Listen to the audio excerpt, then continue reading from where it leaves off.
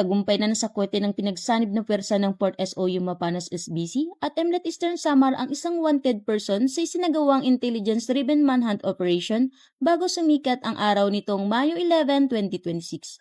Ang operasyon ay sinagawa sa pamumuno ni Police Captain Ibnu Hasan R. Amilasan Jr. at sa ilalim ng pangangasiwa ni Police Major Edison F. Albiar.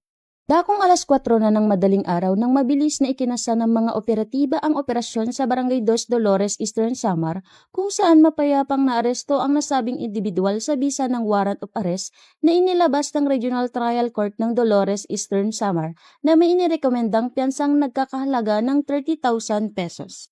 Ayon sa mga otoridad, patuloy na pinagting ng kampanya laban sa mga lumalabag sa batas pangkalikasan bilang bahagi ng pagsusulong ng pangangalaga sa likas na yaman at pagpapanatili ng kaayusan sa komunidad.